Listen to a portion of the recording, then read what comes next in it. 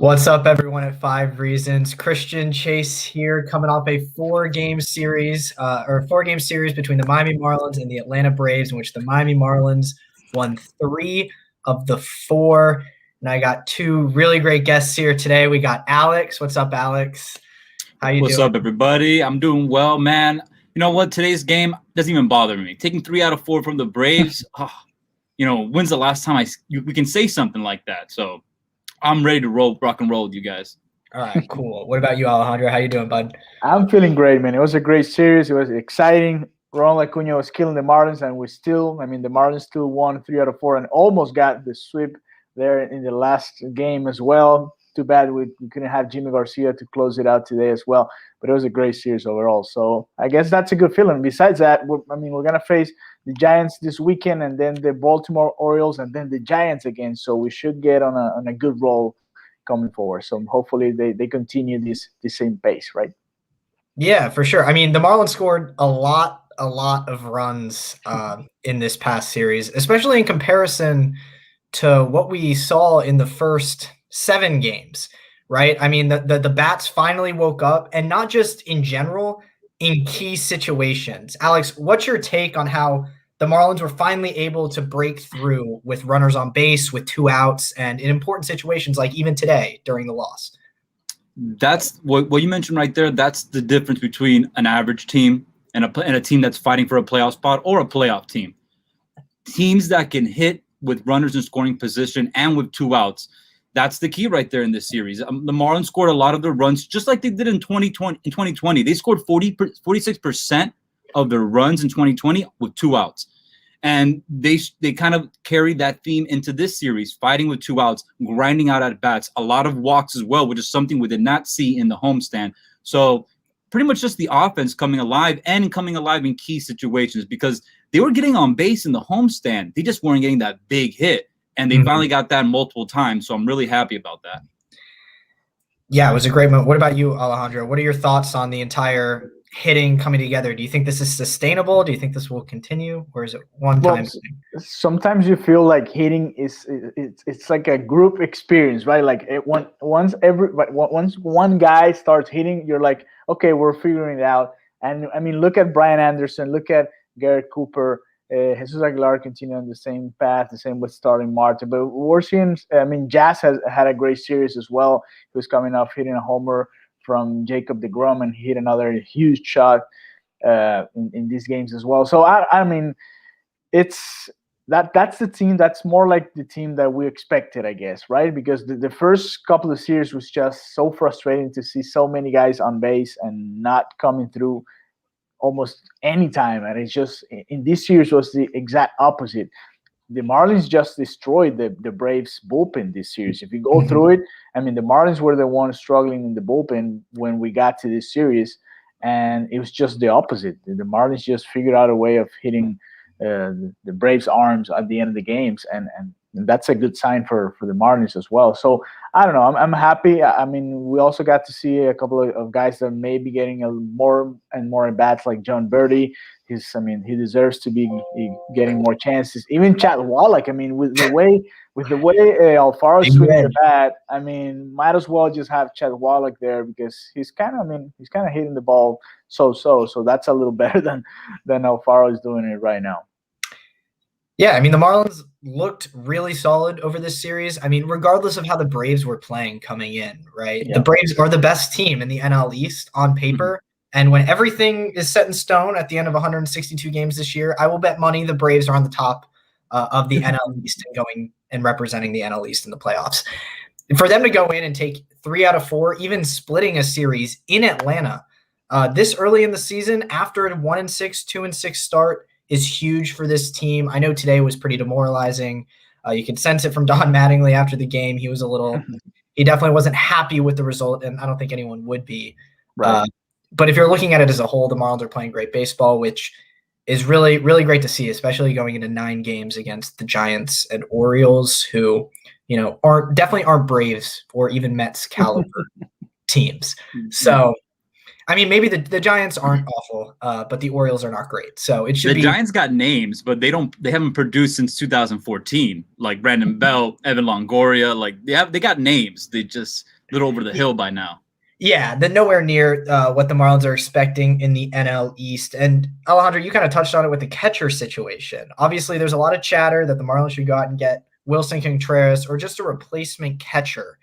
With Wallach and Alfaro being terrible defensive catchers and neither really providing at the plate. I mean, what do you got, Alex? What do you think the plan should be in the catcher role? Me or because you said Alejandro.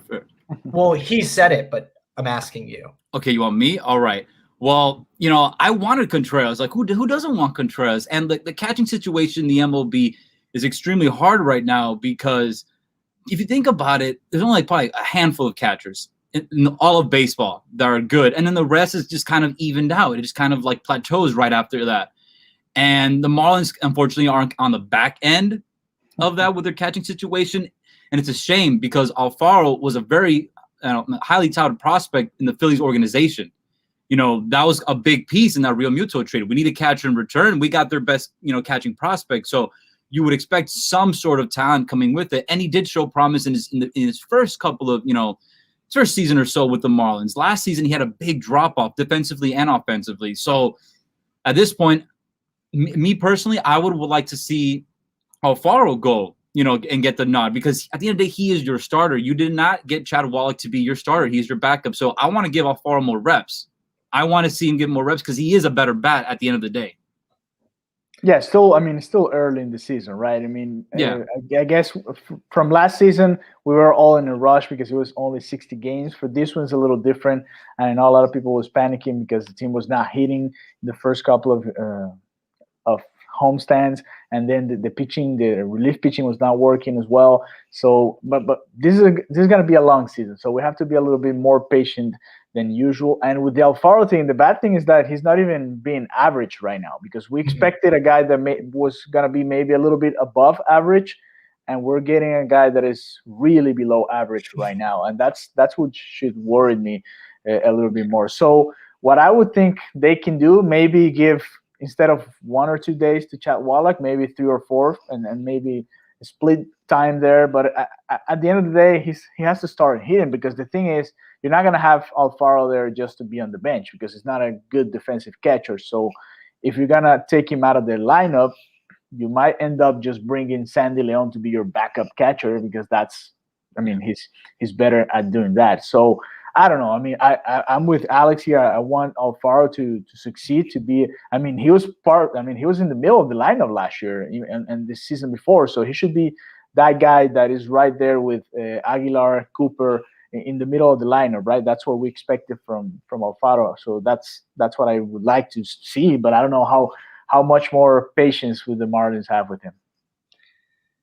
Yeah, it's definitely a little bit of an issue when the guy you expected to be so at least decent, as we were saying, is just so not good at baseball. He can't frame. That's the thing. I'm sorry to interrupt you there, Christian, but like we haven't touched on that yet. But like he can't frame the ball, and in catching has taken a different direction in terms of what you ask from that position.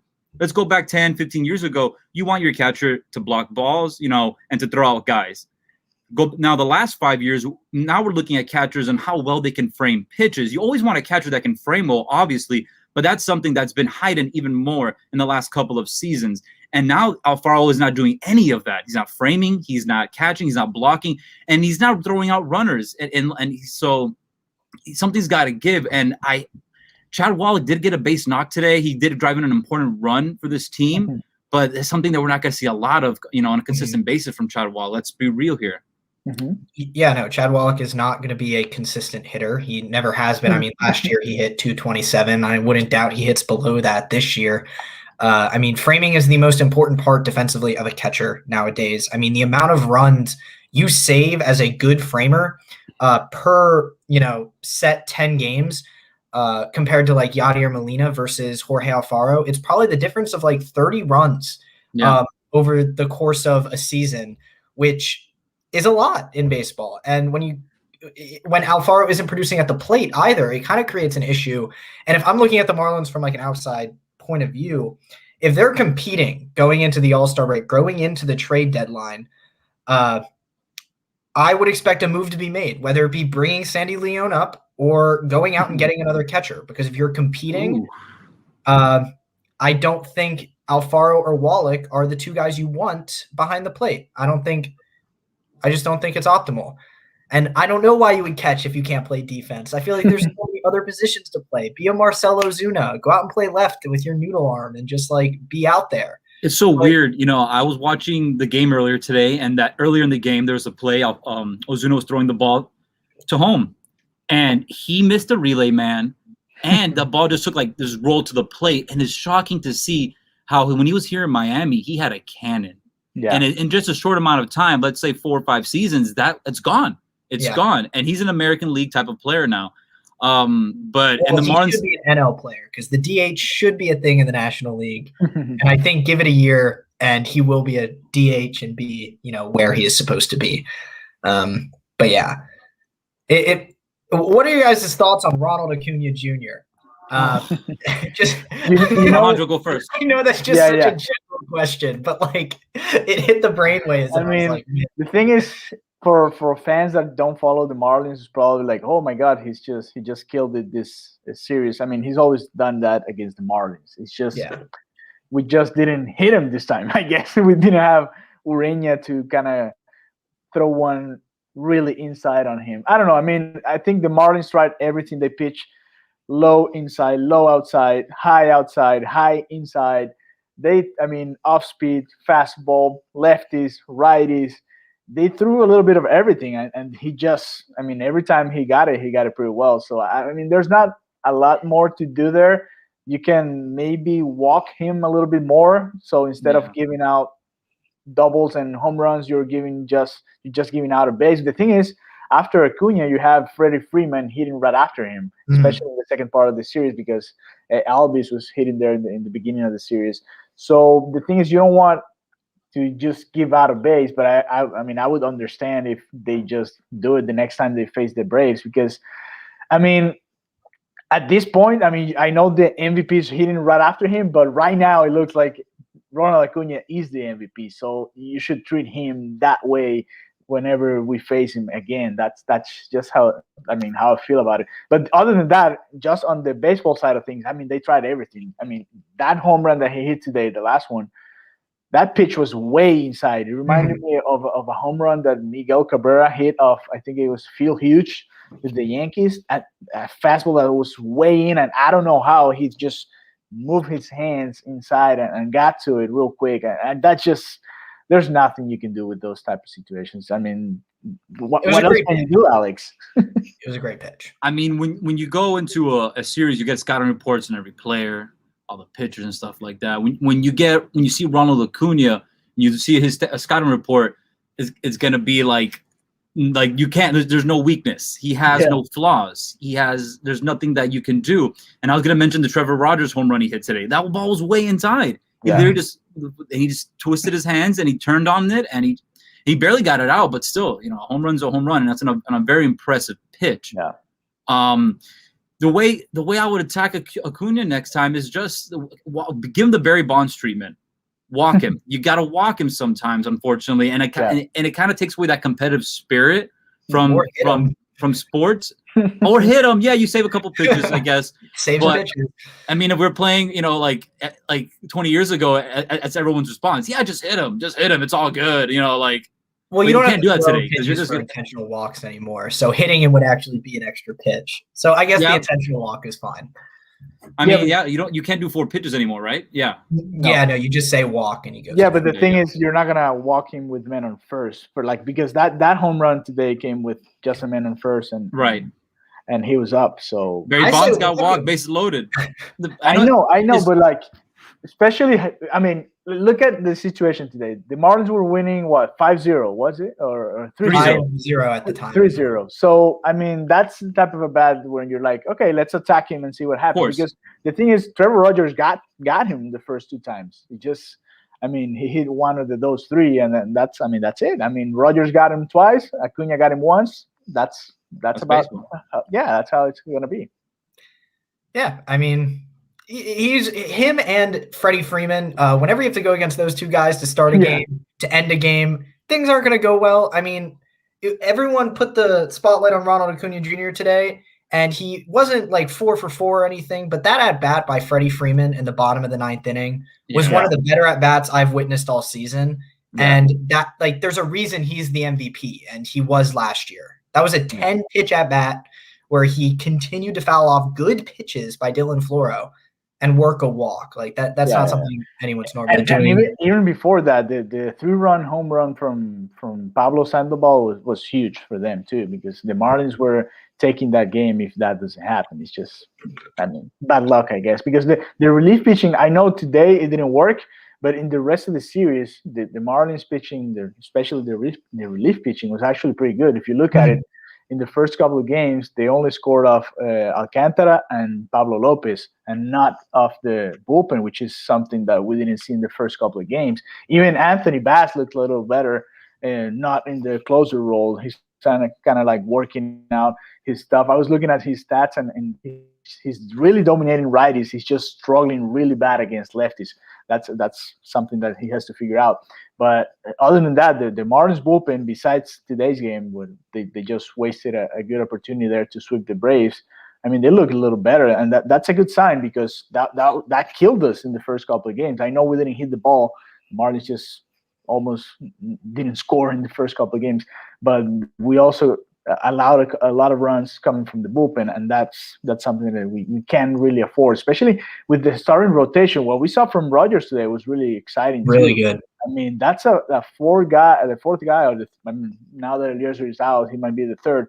So that's a really solid starter right there, and he can continue this trend.